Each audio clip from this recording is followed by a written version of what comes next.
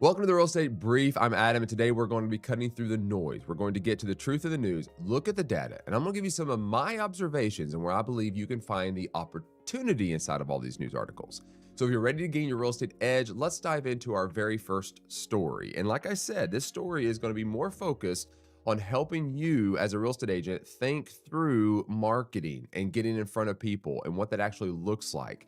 Because to be honest, there is a ton of noise out there. Like when you start doing a search on Google or YouTube and you start saying, how do I grow my real estate business? How do I get leads? All those type of questions, you're going to get hundreds of different opinions. And all of them have truth to them. There are different tactics, there's different things you could be learning, and there's different skill sets that you can develop. And I would say, get out there and Google search and YouTube search and watch these videos and educate yourself. But there is a core fundamental point to everything that we do, and that's relationship focused, communicating in front of people, and getting in front of as many people as possible. So when you start getting down to the foundational work that we do as real estate agents, or any kind of sales industry to be specific, it's getting in front of people and connecting. And if you're not doing that, then you're not going to have as much sales as you could. So yes, there's all kinds of lead sources out there. There's all different types of marketing you can do. All those type of things are good. But the reality is there's a fundamental foundational principle here that you've got to do first that then builds all those other things into. So if you don't have that figured out, it's hard to kind of get the rest of it figured out, right? Just makes sense. Just like building a house, right? We've got to have a very strong foundation that we can build everything on. So I want you to think of your sphere of influence, the people you come in contact with, the people that you know.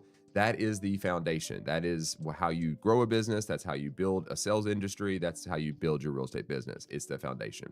Then you start building walls and you start building the framing, and that's all the different types of sources you do, the training, all that kind of stuff, right?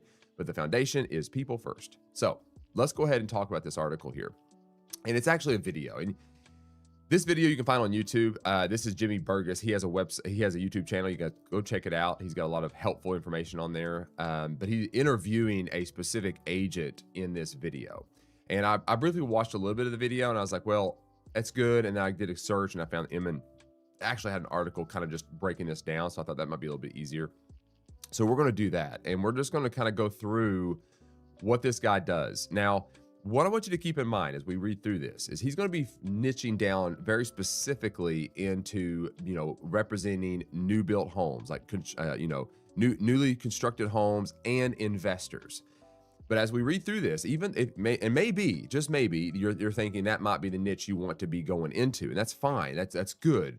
But you can take the premise and the logic behind what he's talking about and apply it to any kind of niche. Okay. So even though he's honed in on a specific one that works for him, think more broad and say, how can I correlate this into the niche that I find myself in, right?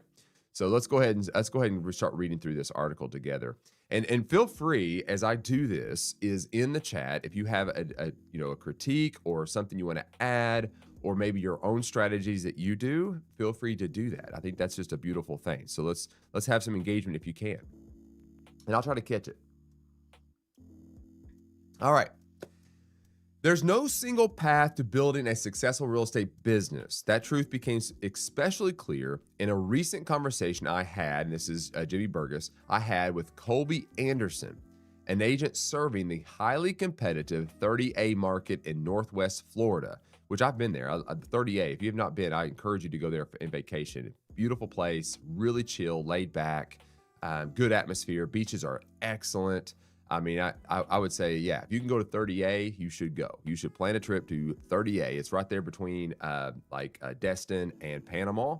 It's at 30A is the highway that goes right there along the coast of the ocean, and there's multiple little cities through there. It is just a really cool place. If you've been there, let me know. Okay, sorry. Competitive 30A market in Northwest Florida, whose business has grown to roughly $50 million in annual production in about 5 years. Now, given he's selling at a very high area, very high ticketed items, right? I mean, you're right on the beach, you're selling multi-million-dollar homes. So I understand, but don't just check out because these numbers are so large. Listen to the premise of it all. For agents looking for a blueprint, Anderson's story is a reminder that big production usually does not come from waiting on the phone to ring. It comes from identifying a lane, getting intentional, and then staying consistent long enough for momentum to take over, right? That's a mouthful, but you identify a lane. In other words, I take a moment and I identify a skill or something that I feel like I naturally can grow into. That's my lane. I feel like this is what I understand the most, right? I then take that lane, I get very intentional with what I do in response to that lane. I think through the logistical steps on what I need to do every single day, weekly, monthly, yearly to stay in that lane. In other words, I do it intentionally. And then I stay consistent with that process for a long enough momentum, for a long enough time that then the momentum of what I've invested in my time begins to create that momentum and it takes over and it creates the residual income that I'm looking for. That's the breakdown of what he just said there. It's one sentence, but it's absolutely true. Identify the lane, get intentional with that lane, stay consistent for a long enough time that momentum begins to gain, so then it takes over. That's the process. Sometimes it takes longer than just a little bit. Sometimes it takes 5 years to do that, but it pays off long-term dividends, right? As we talked, Anderson kept coming back to one theme. The business started changing when he stopped waiting and started building around repeatable opportunities. So what are things in your community? What are things that go on? What are the things that goes on inside of your niche that you can repeat over and over and over again that gets results? And this does require you. This does require you as an agent to go back, and if you've been doing sales for a long time, you need to go back and look at your previous closings, your previous clients, and see if you can identify any kind of markers there that tell you who that person is. If there's a specific type of person or a niche that you kind of naturally fall into, that's a good opportunity for you because you naturally relate to that demographic or that type of job, that type of location, that whatever it might be, right? Get into the weeds a little bit on your previous sales and see how it goes. If you're brand new, I would say learn everything you can, take as many classes as you can, and then start working towards something that just kind of piques your interest, that you find a little bit exciting and you want to learn more about. That could very well much be your lane. Find the lane that fits your gifts. I guess I'm elaborating on what he's going to say. Anderson got into real estate right before the COVID era boom. While other agents seemed to be riding a wave of easy activity, he was brand new, trying to figure out how to create traction in a market where he had no momentum. He goes, and this is what he said. He said, quote, "I had no business when COVID was happening, which was terrible for me because everybody else was making all this money. And I had just started and had no clue what I was really doing," Anderson said. "What I realized pretty quickly is I don't want to have to sit around and wait or hope that the phone would ring." Now, if you're a brand new agent, this is the thing you've got to get in your mind is you are competing with real estate agents that have been doing this for many, many, many years, right? They have more experience than you do. They have more context than you do. So you can't just rely on like, well, I'm here, use me. That's not enough. And so what he's making a statement is he noticed, he said, look, these people are all making this kind of money. I just got in and nothing's happening for me.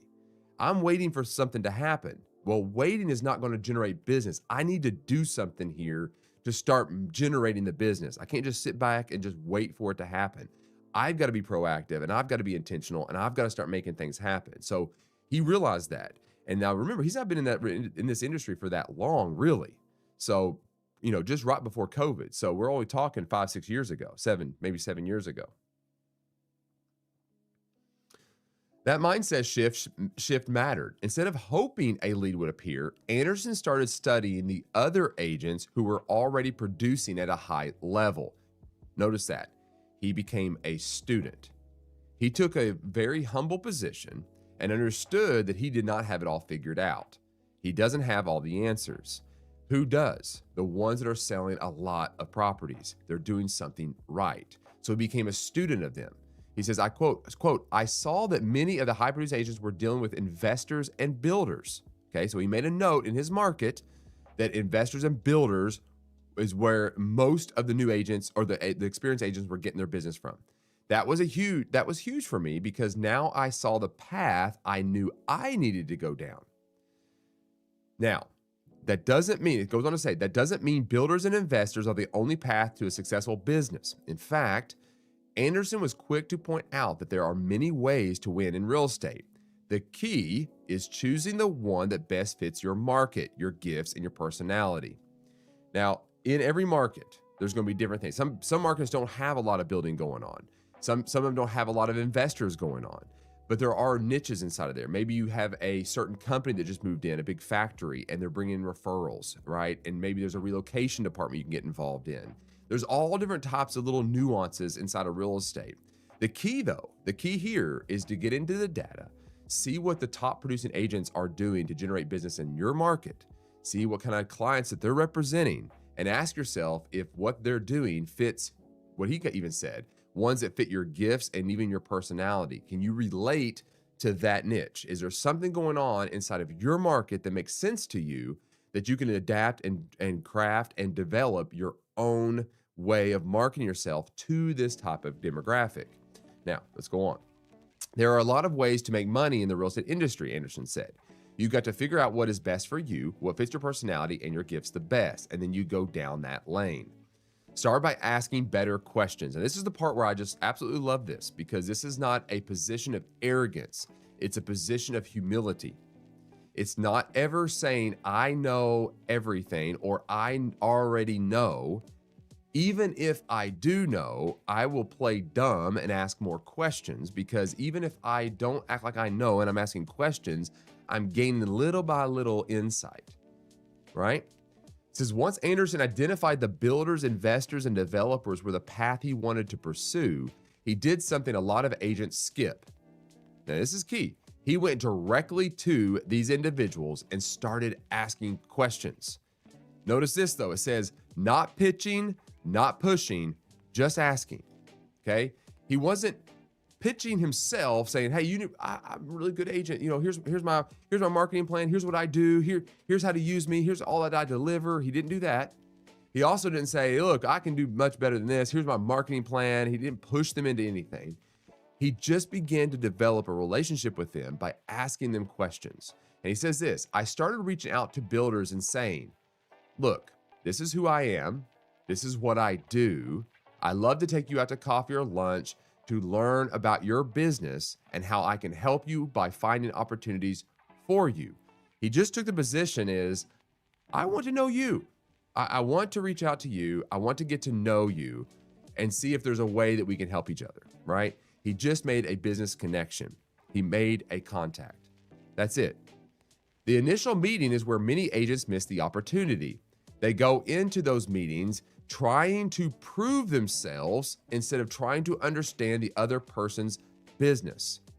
And this is a key thing. I see this all of the time, that you're so focused on closing the deal that you're playing the short-term game, not the long-term game. Because if let's just say hypothetically, I know that an investor uses 3 or 4 different agents in my community and he's always used those agents. And I call him up and I say, hey, look, I just want to take you to coffee. I want to pick your brain, see what kind of needs you need for when you're investing in properties, what that looks like, whatever. I'm having this whole conversation with him. If my entire intent is just to try to win over that investor in that one meeting, I've already missed it. The goal in that first meeting is not to hook them, close them, and get them to use you. It's literally the whole focus there is to get to know them and ask them questions to get you some knowledge on what it is that they're looking for or what they need. And not even trying to close on the deal yet. You have nothing to go off of. They don't even know who you are. They just met you. Don't go there yet. Take the back seat a little bit and just rest and just get to know them. And then once they give you information, then behind the scenes you go to work, right? I'm sure he's going to get on to say this. The initial meeting is where many agents miss the opportunity. They go into those meetings trying to prove themselves instead of trying to understand the other person's business. In Anderson's experience, the breakthrough usually comes when agents ask a question like this. He says, if you could find the ideal property or opportunity for your business, what would it look like? Now notice he's asking a question that's going to give him some really good information, but it's also going to show that the person he's talking to, that person's going to feel like this guy actually cares, right? The perception is he's really here to help me. He doesn't have anything yet. He's not trying to close on me, but he is interested in my business, and therefore he's asking me this question. Builders and investors will tell you that approach is smart for a couple of reasons. First, it is relational. It is. You're connected with that person. Second, it gives the other person a chance to tell you what matters most to them. It says they may want multiple buildable lots in one place. They may want a certain type of condo development. They may want a long-term rental in a very specific location. Once you know what they are actually looking for, the next step becomes clear. Go find it. Now, he's using this in the perspective of an investor and builder, and maybe that's your niche, right? But think through these type of things as we go through this in your own niche. It says the agents who stand out do more than search the MLS. And this is the typical trap a lot of agents fall into, is they get a client, they just start beginning their search on, on the MLS and find property and just sending it to them. And the reality is your buyers, especially now, we'll get into that, already can do that. They can already search for properties. So that's not really where they need the help the most, right? Your value doesn't increase just because you send someone what they can already find on Zillow or the MLS. Builders and investors see the MLS, Anderson said. When you actually go out and do legwork, finding opportunities, or even creating them by initiating calls with property owners, that's where you separate yourself. That is where his business began to accelerate. Once he knew what different builders wanted, he stopped waiting for the market to deliver it. He went looking for off-market opportunities that fit their exact criteria. And when he found something, he did not just bring it to one person. He put it in front of multiple qualified buyers. So he began to build a very strong database of people, right? By connecting with them, build a relationship, that kind of stuff. I'm going to skip on down here just a little bit. Make people money and the relationship deepens. When I asked Anderson what had strengthened those builder and investor relationships the most, his answer was immediate. You make them money. That's the biggest thing. If they know that we just knocked it out of the park on the previous deal, they want to know what else you've got. So especially when he's talking about his niche, right? Builders and investors, they're not in it to find a place to live. They're looking for a deal. They're looking for a deal to make money. They're wanting profitability. So the more you ask questions, the better you're going to get at that, right? But it could be just as simple as working. Maybe there's a big employer in your area, and you call the CEO up or the HR department, and you start talking to them, taking them out to coffee, talking about what their needs are, what does their employees look like, right? There's many, many other ways to go about this than just builders and investors. So again, think through your market. Where are the top producing agents getting their business from? And then how can you get in front of the people that are making those decisions? That is such an important point. Relationships in this business deepen when results show up. If you understand what a good deal looks like for a particular investor or builder, and you consistently bring them opportunities they can profit from, you are not just another agent on their phone anymore. You become part of their business model, a team member they trust and rely upon. All right, social media became the accelerant. Now he brings in social media here, so let's not miss this too, because I can be very anti-social media in a lot of ways because it's done wrong so much. But it's not like I negate all of it. There is a point and a purpose behind it, but you need to do it differently than just bragging all the time. Sorry, if that's all you do, I'm sorry, but that's just annoying. Social media became the accelerant. While builders and investors helped build the foundation of Anderson's business, he knew that if he wanted to consistently double his production, he needed another growth lever. That lever became social media. Now, this is what he says. He goes on to say, when we started working together a year and a half ago, I wasn't even on social media, Anderson wrote. You pushed me to get active on social media and to include video in everything I was doing. And that's made all the difference in the world. Now I'm starting to get a lot of leads that I don't pay for outside of just the content that I put out. That sentence is worth paying attention to. Too many agents still think of social media as optional or secondary. What Anderson has proven is that content can become a true inbound lead source if you stay consistent long enough and get intentional enough with what you are posting. Now, consistency is key. If you're going to do social media, you got to be consistent with it. But the big thing here is it's what you are posting. Like, what is it you are posting? What is it you're promoting? Is it actually speaking to the consumer where they say, wow, that's helpful, right? Is it actually helping them? He said they are now getting different leads from different platforms, including Instagram, YouTube, and TikTok. Right now, we've got 7 or 8 folks that we're working on. Now, start simple, then build. One of the things I appreciated most in our conversation was how honest Anderson was about the early days of his content. He did not start with a polished team, a production crew, or a perfect strategy. Pay attention to this, guys, too. And to be honest, the simplicity of recording videos in a more human element is so valuable. In a world of AI and AI generated scripts and all of that kind of stuff, we're losing the human connection. So the agent that is comfortable in front of camera, but I say comfortable with being awkward and stumbling and messing up, is going to do just fine in social media. It does not have to be fully polished.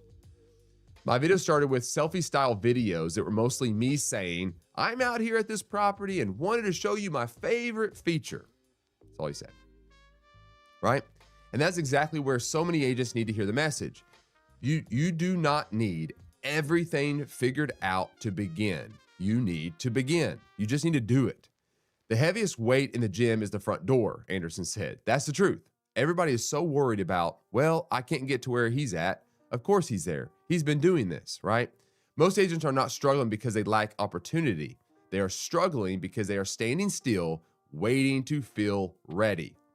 Readiness rarely comes first. Reps do, and Anderson is a perfect example of this truth. Now, here's just a moment of encouragement for any agent out there that does feel like they're struggling. And I don't want this to come across as chastisement or anything like that, but here's the thing, is if you are externally always searching for, I need a better brokerage, I need another lead source, I need this type of thing, I need to improve my social media thing. If it's always this external, or even worse, it's always somebody else's fault that's causing you to lack the success you deserve or you need, right?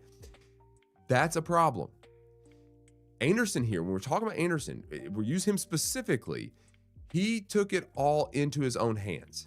He wasn't blaming anybody. He wasn't blaming circumstances. He wasn't even sitting there going, I don't have it or I can't do what they do. No, he just started doing things. He was relationship focused first, and he started pouring himself into those relationships and was okay with doing things uncomfortable, even if they were not good, because you just got to start. You just got to start doing this. So I encourage you, take your own business into your own hands. Don't blame others. Don't blame brokerages. Don't blame anything. Are there scenarios where that could be the case? Well, I'm not. Yes, 100%. But in the end, the responsibility lands on you. You are running a real estate business, and you've got to be the one in charge. All right, that's my soapbox moment. Let's get back to it. TikTok proved him wrong. Let's go TikTok. Anderson also shared about his unforeseen success on TikTok. Like a lot of agents, he initially dismissed it. He thought it was mostly for younger users and probably not a serious business platform. Even though he was skeptical, he tried it, and it ended up becoming one of his most surprising sources of business. He says this, I get more leads from TikTok than any other social platform, and it was the one I assumed I'd get the least from, Anderson said. He shared one recent example of a random message asking where there were any good deals on 30A. What started as a conversation he nearly ignored turned into showings and the possibility of a multi-million-dollar purchase. That should be a wake-up call for a lot of agents who are still ruling out platforms without ever testing them. So the reality is, social media can be a death trap. It can suck you dry of any kind of productivity. But at the same time, if done very simply, very direct, very intentionally, it can be a great avenue for lead source. And I would say this, don't overthink it. Just start doing it. Just start throwing it out there. The lesson every agent should take from this, as we wrapped up, I asked Anderson what he would say to the agent who feels stuck, the one who knows there has to be more, but is not sure where to start. His answer was simple. You just have to get started. You may not always be able to be in the room with people who are selling real estate at a high level, but you can listen to their content. You can learn from what they're doing, but you can't just listen and learn. You've got to be ready to implement and try the things you learn. Notice try the things you learn, knowing that you're going to fail a few times before you get it right. And also you're going to fail because if you try to do it the same way they did, it's not going to fit against your gifts and your talents and your skill. So you're not going to do it the same way they do it. So you do have to try it and maybe even try it the way they do it and then adapt it as you go. But don't be afraid of failing by doing it. But I think he's right. You just have to get started. You just got to do it. Quit delaying and waiting for something else to happen. Get out there and do it. But now the other key here though, and this is something that I would encourage those to do, is especially if you're brand new, show up to the office. If your office floor time, that kind of stuff, get in that office, get in front of your top producers in the office that you work in. Get in there and talk to them, ask them questions, and learn from their experience. Engage with them. Why not do what he did with the business and investors? Why not do that with the top producers in your office or in your community, and just build a relationship with them? Ask them questions about, man, what made you get into real estate anyway? How did you become so successful? People love talking about themselves. If you ask them questions about themselves, they will talk to you. And if that agent doesn't want to talk to you, find another one, right? Because what I have found is the really good agents have no fear of sharing their trade secrets, right? They don't care because they know they're really good at that, and they're all about serving others and bringing other people along with them. And then who knows, they might even give you some business if you build the right relationship, and that's an opportunity there too. So that would be my advice. All right, that would be that article. I won't labor that article anymore. You get the idea here. It's not that complicated to get started in real estate. It does take time, but the concept is very simple. It's so relationship based. It is servant leadership. I'm going to serve those that I can, and hopefully we'll be able to lead others in the direction I'm going, right? So that is this article. That's what this is all about. So, all right, let's go into another discussion here. This one is this was by Inman. Let's see, it's written by. Let's see here, who wrote this one. It's always good to talk about people's names because they Jesse Healy.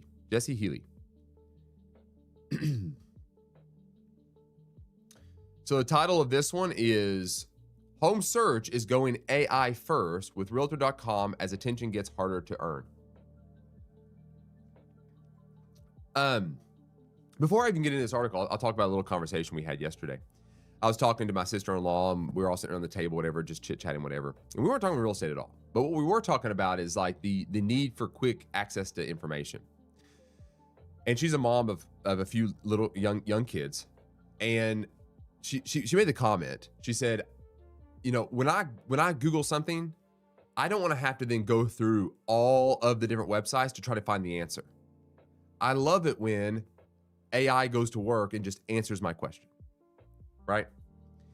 So the point I'm focusing in on here is that now as AI gets more and more ramped up, and we've all noticed this, that in Google, when you do a search, what does Google do? Well, AI, Gemini, goes to work and creates a sample description and answers the question immediately. Now, you got to veg that out just a little bit. Is what they're saying true and all that kind of stuff? But what they do inside of that AI, if you open and expand that, they list the sources that they got the information from. So remember, Google's a search engine that makes money by delivering really good results, which keeps you coming back. So their goal with the AI thing is to scour the internet and pull in the sources that are being the most relevant to what the person's inquiry is. And the faster that they can do that, the more reliable the service gets. Therefore, the more the consumer comes back to Google and then uses their service, right? That's the win. So AI is constantly being tweaked for that purpose. So what my sister-in-law was saying is, my life is chaotic. I need an answer to something specific very quickly so I can then get back to doing my life. So she's talking about it in generalizations. But let's think about this in regards to real estate and being a real estate agent. And that's where this article begins to make a little bit more sense and what kind of trend we're beginning to see. All right, so let's now jump into this article. Home search is going AI first with Realtor.com as attention gets harder to earn. It says how platforms are adapting to where buyers go first and what actually stops the scroll. Okay, so this is the discussion. This is important because AI is ramping up so fast that this trend, or I won't even say the trend, this shift is happening very fast.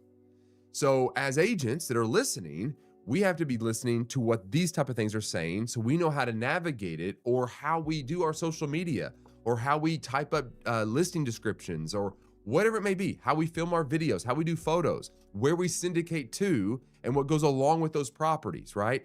What is it that we're blogging about or recording videos about? Because what I'm saying today could easily show up in a Gemini AI search of somebody's inquiry if what I'm answering is a quick answer to what they're looking for, right?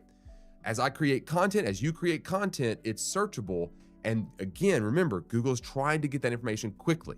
So this is the game we're playing. And it seems stressful, but it's actually a little simpler because, the SEO days, site engine optimization, all that, you had like this weird code nobody could really figure out. You had to like put all this kind of stuff up and you're like, well, maybe that worked. You almost had to trick the system with certain keywords and all this kind of manipulation. And then the next day it'd be completely different. And then you had to reformat all SEO. Well, now that SEO doesn't matter as much because everything I say, everything I type, everything I do is searchable into AI and it's pulling it out. So really what it is relevant, informative content is going to win, right? That's what's going to win. Anyway, let's get into the article. I'm rambling. The way people find things and decide what matters is starting to shift in a pretty noticeable way. Early discovery is happening in places it didn't before. Not on a listing site or even a brand's page, but inside a question someone typed into a chatbot. Okay, we've already kind of vegged this out a little bit. At the same time, attention is getting harder to earn unless something actually feels worth stopping for. Platforms are adjusting to both, moving closer to the moment of intent while also packaging and capturing moments that have already captured attention. But there's still a growing gap between what's being pushed and what people are actually stopped for. And we were talking about this too. I was talking with another friend of mine, and we're talking about like the amount of seconds we have to grab someone's attention. Okay, when I was researching this out in the real estate world, as far as real estate listings goes, and the scroll this way, we're talking about 2 to 3 seconds. We actually have a little bit of a higher retention than most other industries. And that's because what we have to sell is very visual and it's very emotional. If I'm scrolling through property listings and I see a house that just grips me, it holds me a little bit longer. Some industries, like health industry, like if you start talking about like if I'm going to Google, if it's like maybe you've got someone dealing with cancer and you start Googling cancer or that kind of stuff, we're talking 1 to 2 seconds to capture someone's attention. So we actually got a little bit of a luxury here because people love real estate. It's a very visual thing, but still it's very quick. So we got to keep in our minds about 2 to 3 seconds is all we have to capture the scroll. So keep that in mind. Listings meet the chatbot. Realtor.com has officially entered the AI search race, but with a noticeably different strategy. In a new integration with ChatGPT, home buyers can now ask questions about affordability, neighborhoods, and home options directly inside the app, then get routed back to Realtor.com when they're ready to take action. Okay, pause just a second and realize what's happened here. This is what we're going to start seeing. So a portal, Realtor.com, that aggregates properties and listings and that kind of stuff of ours, right? They put it all on their platform and then generate information. What have they done? They've teamed up with ChatGPT. Where does ChatGPT get their information? Oh, it's from online. So they pull all that stuff together. So inside of Realtor.com in the portal, people can begin to type in questions and search, asking about affordability, neighborhoods, all that kind of stuff. You need to be thinking as and I hate to say this, but as a content creator, that's where your mind's got to go. You've got to start creating some content out there to be able to be relevant to these search portals. If they start using ChatGPT, Gemini, and Grok, and all those other AI platforms, you've got to have content. You've got to have content. If you have a lot of listings, that's content. But you got to start somewhere. You've got to be the informant. Unlike earlier AI search experiments that raised concerns about scraping and data usage, this rollout leans heavily on control.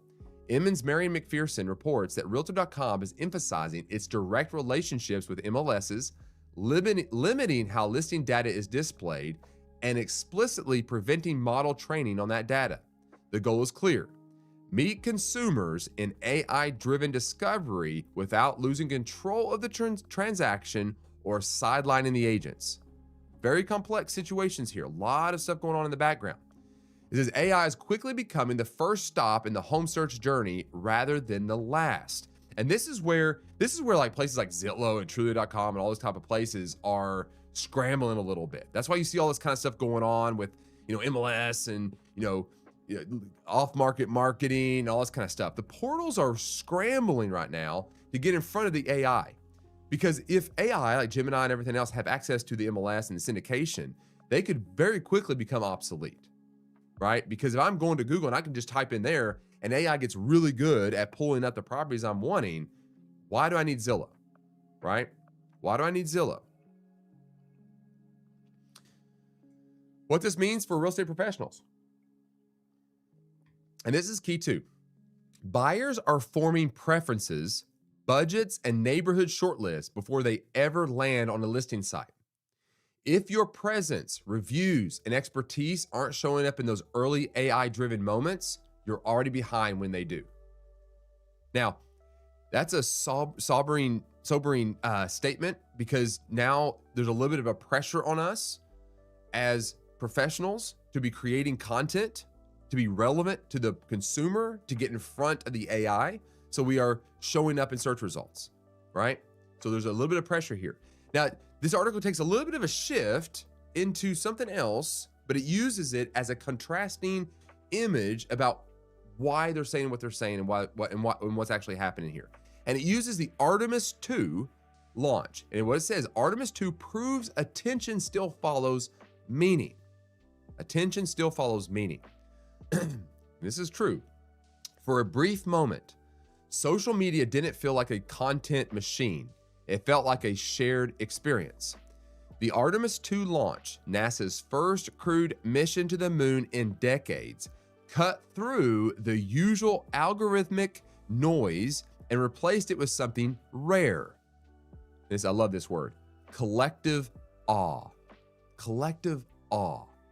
Feeds that are typically filled with outrage, hot takes, and endless scroll suddenly centered on admiration, curiosity, and pride. Even critics paused. People still respond to meaning, not just novelty or controversy, but moments that feel significant and bigger than the feed. With live streams and real-time commentary, this was more than a broadcast. It was something people experienced together. In a media environment dominated by crisis and conflict, content that offers progress or perspective stands out more than ever. Before I talk about how this relates to real estate and what they go on to say, I will say I experienced this exact thing. When the launch was happening, I stopped. My feed, I got a suggestion on my YouTube feed. It said, Artemis 2 launch, watch now. I opened it up, and here's the fascinating thing. NASA is an American, entity launching a rocket to the moon. But on the live stream, in the chat, I was seeing flags being dropped over and over and over from all around the world. All around the world. And what we need to contrast this with is like there is turmoil going on. We hear all the noise, war in Iran, Israel, and Russia, and Ukraine, and China, and Japan, and all this stuff, oil prices, and all this stuff, all this chaos. But that moment where that rocket was being launched, everybody had what that article said, collective awe. Now, excuse me. Now, I understand that is a very significant thing. It's been, 50, 60 years since last time we were going to the moon, maybe 70, whatever it was. Excuse me. But the meaning behind that, though, it wasn't just noise. It wasn't fear. It was awe. It was like, wow, look, here we are again. So now let's get back to the article. It was a good moment. Let me know in the comments if you watched it. It was great. If not, go back and watch it. It was just fun to watch. What this means for real estate professionals, the content that cuts through isn't always louder or more frequent. It's more human. See that? Right? The astronauts being launched into space, when I was watching that video and I was watching the astronauts in their seats, getting ready to launch, and then when they were taking off, my mind necessarily was not on the rocket. I wasn't just thinking about like the rockets cutting through space and going around the moon. You know where my mind went? My mind went to, what is their spouses thinking? What are their kids thinking? What are their family members thinking? What are their friends thinking? What are they thinking? Like, what is going through these people's minds right now? I was connecting with the humans inside of that rocket ship. I was relating to them, like, what kind of experience are they actually having here? This is unreal, right? It's unreal. So that's what the argument here, right? If your market only focuses on transactions, in other words, I sold this, I did this, I'm great, I did this, or here's a new listing, or all that, right? If it's only about the product and the transaction itself, it says this, you're competing in a very crowded place, right? Why was it that the Artemis 2 launch cut through all the noise? It had meaning and it had a human element attached to it. Now, this article is not saying this, and I'm not saying this, that you need to be just as good as Artemis 2 launch and you got to gain attention like that. But we're using two extreme polarizations here to bring you down to the center to say, what is my content and what does it actually look like, right? Because it's the human element. It's the human element that people are craving still. They want to connect with you as a human. If it taps into aspiration, milestones, or what home actually represents to people, what does that word mean? Is it a house or is it a home? You're working with something they're already wired to respond to. It says Instagram turns trends into ad inventory. Instagram is doubling down on timing and monetizing it. The platform is expanding Reels, trending ads to include categories like TV, movies, travel, and finance, along with curated placements around cultural moments like NFL games, Black Friday, and major entertainment events. The bigger shift is in how those moments are packaged. With new reserve buying options, brands can bid for visibility during peak attention windows when engagement is already surging. Meta is also layering in AI tools to quickly generate video ads, voiceovers, and localized content to match the speed of those moments. What this means for real estate professionals. Platforms are rewarding timelines over consistency now. You don't need to chase every trend. You do need to know when attention spikes in your market and have content ready that actually fits the moment, right? And this is the trap that you can fall into in social media. Because if you go to TikTok or Instagram or anywhere else, everybody ends up like one person will do like a video, some music and a montage, and they do something, whatever, and they all have the exact same thing. And then everybody kind of jumps on the trend. I'm not saying that's bad. I mean, it's kind of fun. I find that kind of funny and I enjoy those type of things. But if that is all your content is, there's literally no meaning, there's no separation, there's nothing that ties you locally.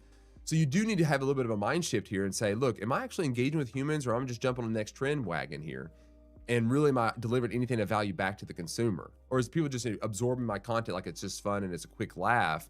Am I doing anything memorable, right? Is anything capturing them? Am I actually providing anything of value other than just a quick laugh, right? Social is the new front page. Social media has officially overtaken traditional channels as a top source for breaking news. But that shift comes with a real trade-off. Trust is eroding at the same time. Oh boy, it's true. Man, the data tells a split story.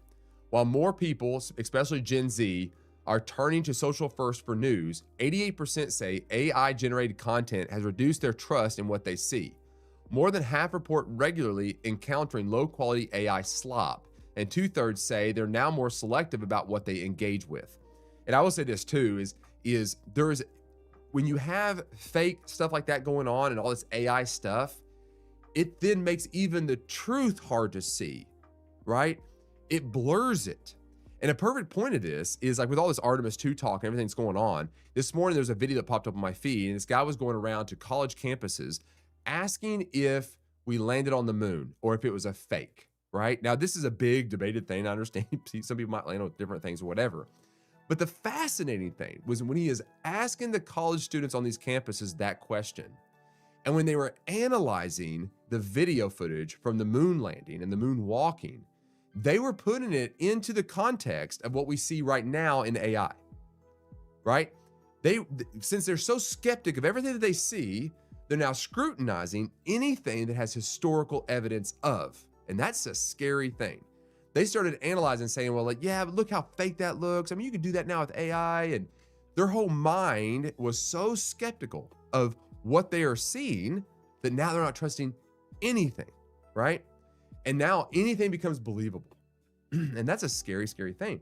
But see, that's the thing. It's like the human element, though, the human connection, the relationship, the true stuff that we put out there that's real and that people can relate to, that's local, that kind of stuff.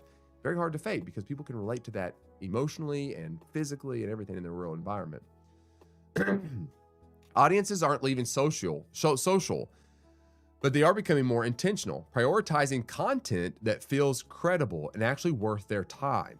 The feed's still the front page, but the bar for earning a spot on it is getting higher. And I've noticed this is like if you deliver more and more relevant content that is true and full of mistakes and is okay and not put together, it gets better results. I mean, you can go into the data. YouTube has all kinds of statistics, and you can go in there and look at all that. If you do vidIQ or anything like that, you can go in there and look at the data, and you'll see, and you'll be like, well, how in the world did that video, not edited well, jump cuts were horrible, everything was bad, get so many views and so much attention and all that? Well, it's because the guy was being real. I watched a whole video of this guy. This guy was like, he was a horrible like communicator, but thousands and thousands of views because what he was saying was true and it was authentically him. And it was very evident that it was him. So that's a major shift. Again, get out there and start recording. Who cares how perfect it is? Visibility alone isn't enough anymore. Generic, overproduced, or AI-heavy content is more likely to get filtered out than engaged with. Expertise, transparency, and content that actually teaches something are what build trust in a feed where skepticism is now the default. YouTube brings AI into the living room. You know, I've got to move on. Oh my gosh. YouTube expanding its conversational AI tool to smart TVs, allowing viewers to ask questions about what they're watching using their remote. The feature adds a layer of real-time discovery, letting users explore creators, topics, and related content without leaving the video. Now, this is a key shift too, if you think about it, because right now on YouTube, it's an algorithm at play here. Like you go from one video, you watch that one, you're like, oh, that was good. And you skip down to the next one. You watch that one, is maybe good. You skip 5 or 6, you watch the next one. The algorithm is constantly tweaking what's going on. With this shift from your remote or anywhere else, while the video is going on, you're able to search and use AI. And then AI is going to work based on what your history is. And then your search inquirer and bring those two together and then creating content. And again, less focus on AI, more focus on human authenticity. Therefore, the more relevant you are, the more natural you are, the better your results are, right? This is that crazy shift. Search and discover are becoming conversational everywhere, not just on phones. Video isn't just something people watch anymore. It's something they interact with. If your video content doesn't anticipate questions or follow-up curiosity, you're missing how people are actually engaging with it, right? I think this is just a good conversation. Now, look, I understand we are talking today in very broad terms. I understand that, but we are expanding the way we process information. So when we are reading, tangible advice, like if I was to go onto YouTube right now, and let's say I wanted to figure out how to attack a for sale by owner, and I wanted to niche down, and for sale by owners is my jam, right? I'm going after the FSBOs or expired listings or whatever it is. And I start watching YouTube videos and I start learning about all that. The conversation we're talking about broadly is expanding our mind. So when we watch other type of content, we can put it into relatable terms that we then can implement it on the foundation that we've built. That's the game here. So we don't just always go into very specific things. We begin to think through this, and open our minds to understanding the world around us and how to navigate inside of that world and these shifts, right? And that's the beautiful thing about reading articles like this. It's a little different than just always getting the self-help books. To be honest, self-help books are sometimes so tunnel vision, they're very difficult to kind of absorb or even implement. Sometimes it's just a process of just expanding our minds the way we approach data. Okay, I am already at an hour. I've only gotten through 2 articles. I told you I was going to try, okay? I said I was going to try. Ross from Russia, good to see you. Thank you for joining in. I appreciate that. I'm sorry if I pronounced your name wrong. I apologize, but thank you for tuning in. Greatly appreciated. From Russia, very good. Awesome. All right, here is an opinion piece. I'm going to try to get through these. I'm not going to make it to a couple of the other articles. That's fine. I do want to talk about this one because it's the beginning of a new week, and I want to hone in a little bit on this whole MLS cooperation type stuff before we wrap up. All right, this article here is, again, going back to the whole conversation we've had. You need to go back and watch my live streams that I've had last week talking about this topic. This is an opinion piece by Inman. It is written by, let's see here. Caitlin McCrory is Vice President and Head of Industry Relations at Compass. So this is an opinion piece by the Compass Group, Robert Refkin and all of them, and it's talking about their perspective on the MLS. And this is, to be honest, in some ways, I think what's happening is there's a little bit of this, they're trying to vilify Compass to some degree. because of their aggression towards this private listing network. And so you've got one side of the camp, you got MLSs suing them to some degree or whatever. But agree or disagree. Here's the thing I want to hone in on. I don't. You can disagree with them all you want, but the reality is this: is Compass and Robert Refkin has exposed. They put a magnifying glass on a major issue in our industry, and they're not sitting here saying eliminate the MLS, and that's what we're going to find here. They're not saying eliminate the MLS. It does need to be reformed, though. What it's there for needs to be altered to be functional again in the landscape we find ourselves in. So this is the interesting conversation that we've constantly been having. All right, so let's jump into this. It says, restore the MLS. Okay, that's the very beginning thing. A return to cooperation, not control. Now remember, opinion piece, this is by Compass themselves, but let's get their perspective a little bit on what the end goal is here and why they're saying what they're saying.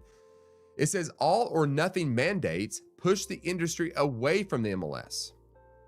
Here's how MLSs must evolve. So this is them making a suggestion. The new narrative for our industry should be a call for restoration. On behalf of the broader brokerage community, we are advocating for the multiple listing service, which is the MLS, to return to what it was built to be, a B2B engine for professional cooperation. Real estate is a business built on the stability of professional relationships, and currently, that stability is being undermined by a system that has traded its core mission for a culture of over-regulation. Right? Just pause there. We are regulated highly inside of all the MLSs that we're a part of. Major regulations. Basically, there's a conformity going on. Every single brokerage, every single realtor that's part of an MLS conforms to the standards of practice set by the MLS. Therefore, the individuality, the way agents can work, and also the way that we can best represent our clients is ultimately dictated, and this is the argument, dictated by the MLS rules and regulations. The question is the rules and regulation a one-size-fits-all work in where we find ourselves now, right? Given all the portals and their leverage and their angles and what they want to gain, all this kind of stuff, where we rest, is this a good position to be in, or does something need to change? I gotta redo TikTok here, put a little puzzle piece in place so it doesn't kick me off. There we go. All right. The new narrative for our industry should be a call for restoration. All right. Historically, the MLS was never meant to control how homes are marketed. It was designed as a mutual sharing of information among peers to facilitate the sale of properties. That was the basic premise of the MLS. When I first got into real estate, I had just gotten in. They had just discontinued the books where they come out with a book once a month. And in that book, you had properties listed by all the brokerages. You had to call and find out they're probably still in the market. The MLS had just gotten started. It was the simplest thing. You basically got a listing, you negotiated a co-op percentage, whatever that is, based on you and your seller. And then you threw it on the MLS, and then other agents could show that property and get paid if they brought a buyer. That was the simplicity of the MLS. Historically, MLS was never meant to control. Yeah. As Jeff Lewis, former RE/MAX chief legal officer, shared at the 2006 DOJ FTC workshop on competition policy in the real estate industry. This is back in 2006. This guy said, Jeff Lewis says, quote, "The concept is simple. You earn a customer, you get to use the MLS with the customer." This is when I first, as a matter of fact, I got in real estate in the end of 2005, beginning of 2006. Okay. So this would be the statement, like right when I got into it. The concept is not, I'm sorry. Yeah. You earn a customer, you get the MLS with the customer. The concept is not you get free access to the MLS and then you use it to advertise the properties of your competitors in order to attract customers. Okay. That's the definition. Over time, the MLS has drifted. It has moved beyond its role as a cooperative platform and into a system of rules and enforcement that regulates how agents market homes, controls the distribution of data, and dictates how professionals are allowed to serve their clients. Anyone disagree with that? Let me know. Do you disagree with that statement? The industry is now recognizing fundamental disconnect. Fragmented power structures and binary all in or all out rules are no longer compatible with the demands of today's professionals. It's complex, guys. It's complex. If our advocacy has felt more pointed lately, this is what they're saying, it is because we must stand up for the primary stakeholders in an environment that is increasingly out of step with what real estate professionals and their clients actually want. Again, the argument is this: when I represent a client, who do I owe the fiduciary responsibility to? Is it the MLS and is it the portals? The answer is no. I owe it to the client. I then owe my client those fiduciaries, which means I should be communicating to my client every available option for their benefit. Now, there's some caveats there, because on the surface though, and the majority of all clients would benefit from mass marketing of homes. No one's debating that. I think the majority of people and majority of agents are wanting to roll property and move them quickly. And with that being said, they're going to want to mass syndicate. But there are exceptions to that rules. There are many, many exceptions. Our goal is to cooperate with all brokers. The MLS's strength is derived entirely from its members. It only remains viable if it is responsible to the needs of those who fuel its existence. That's a bold statement. That's pretty solid. It only remains viable if it is responsive to the needs of those who fill its existence. We are deeply interested in cooperating with other brokers. We want to share listings, but the MLS should be in the cooperation business, not the marketing business. Isn't that our job? The MLS's strength derives entirely from its members' participation. It only remains viable if it is responsive to the needs of those members and the clients they serve. What Compass International Holdings is advocating for is not disruption, but restoration. A return to what the MLS was built to be and what it should be again. A platform for cooperation that helps real estate professionals serve their clients. The MLS and realtor associations and all that should not be caving from the demands of the portals out there. They don't serve the portals. Zillow and Truth and all them can raise all the ruckus in the world. The National Association of Realtors and the MLS is developed because of the members of that organization, and that is realtors. Their clients is us. We are the clients. We are the ones that they serve. So when you have a big group of agents saying, this is what we want, then we should begin to reform the way things operate. Now, are we talking about getting rid of it? That's not what they're saying. It's absolutely not what I'm saying. Right? Now, I can sit here all day long and say, I want change. I want this kind of, I can see the argument here. I can see it. But in no way confuse what I'm saying is I definitely do not want the National Association of Realtors to go anywhere. I do not want the MLS to go anywhere. It's valuable. It's extremely valuable. But this conversation is important. We need to be having these conversations. Seller choice over MLS mandates. Sellers have the right to choose how, when, and where their homes are marketed. That includes choosing a public coming soon strategy, which gives sellers flexibility for final preparation, added privacy, or price testing before a broader launch.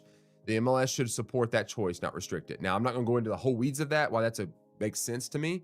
You can go back to watch some other videos. I talked about that. Go back to my YouTube channel. Please consider doing that. Please consider liking, subscribing, following, all those type of things. I try to put out relevant content, but my past live streams of last week, we broke this down in 3 separate live streams. So go check those out. When MLS rules force exposure, they override seller intent. They are asking a real estate professional to choose between following their client's lawful seller-directed marketing plan or losing access to the MLS, right? That's the line. This is an all-or-nothing mandate that will ultimately push sellers and brokers to look outside the MLS to protect strategy and privacy. A rigid system doesn't preserve cooperation. It drives it away.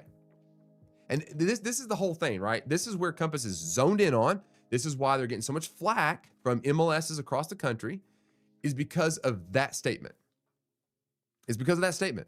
They're kind of drawing a line in the sand. Like, look, it's a rigid system that does not preserve cooperation, therefore it's driving us away. That's what they're saying. To remain a relevant and effective tool for the modern real estate professional, the MLS must evolve its rules. They must do it. Our specific asks, now this is Compass asking, our specific asks are centered on the privacy and strategy our clients expect. Elimination of arbitrary timelines. The duration a listing remains in a coming soon status should be determined by the seller and their real estate professional, not by a deadline set by the MLS. That's going to create a lot of storms right there. I had to veg that one out. That's a pretty bold statement. There's no market-based reason for mandatory auto activation triggers. Stop punishing listings before they launch.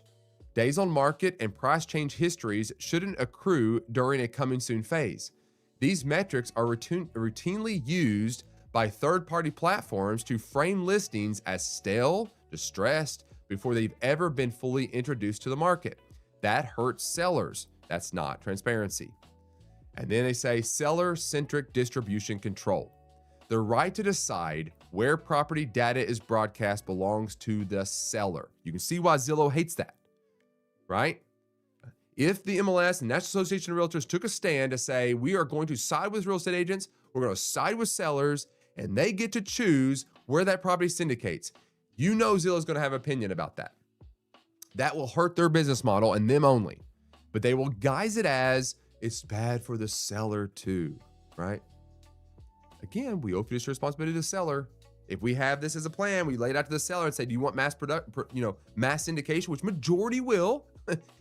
Always, it makes more sense to market a home that way. So we're not saying we won't do that, but do they deserve an option to be able to test the market the way they want to do that? And doesn't an agent deserve the right to market the property how they want to do that, right? Or do we all have to conform and do the exact same thing as everybody else? Where's the creativity in that?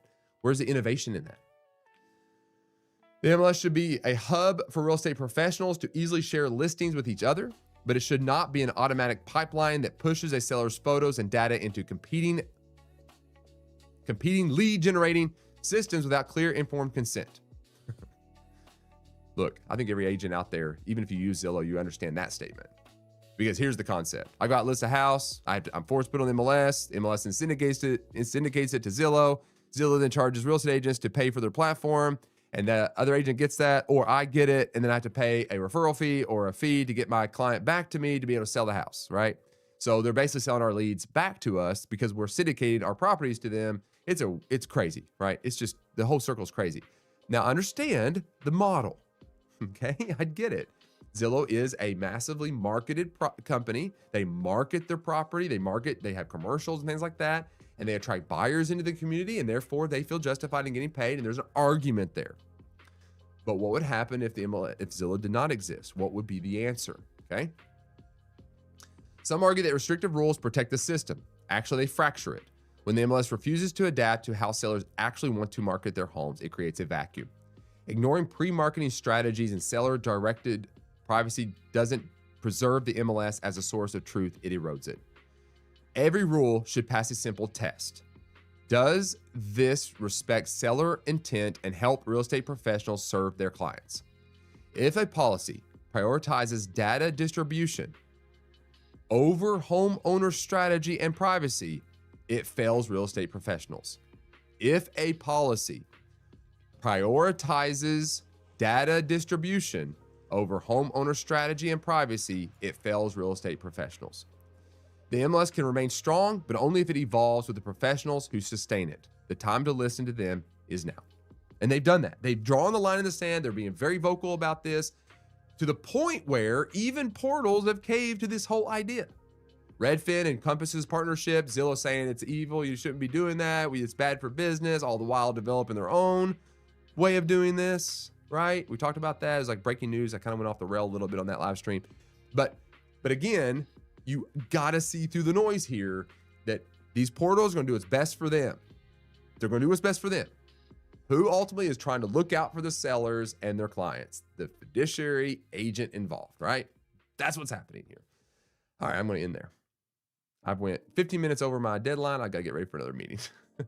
But I'm trying to avoid this. I got to be honest. I am literally trying to avoid this topic. I really am. But for some reason, I can't. It just kind of keeps popping up. I tell you what I'm going to do though. We're gonna end this live stream. Let's see, what is today, the 6th, right? I'm gonna end this live stream with a dad joke from a calendar my son got me. And here's the dad joke, and then we're gonna wrap this baby up. Thank you guys for joining me. Why did the bee go to the doctor? It had hives. Okay. You gotta love it, a good dad joke, right? All right, guys. I do appreciate you guys for being here. It's great. Thank you for taking time out of your busy day to join me on a live stream, listen to me ramble about the news and real estate. Hopefully it's actually helpful though. Hopefully it's not just me rambling. Hopefully you're getting some kind of value out of this. I do really desire that to be the goal here. Bobby, thank you, buddy. I appreciate the rock on, bro. Hey, Bobby, I'm actually following you, man. I'm watching your training and stuff. I know you're doing a triathlon. Rock it, buddy. I'm cheering for you, man. Later, dude. All right, that's it, guys. Please consider subscribing and following me. I do appreciate that. That is your real estate brief for today. Please join me tomorrow, 8:30 a.m. Eastern time, where you're watching me. I would love to have you guys here. We'll be talking more about real estate news, going into some other things. So do consider subscribing, though. Join this community of real estate agents that are focused on building a business that is relationship focused first. That is absolutely priority. We talked about that today. That will always be the foundation. That cannot be replaced by AI because people are relational. Stay relational. There's always so much more, but that's why we have tomorrow. We will see you then. Take care. Have a good one.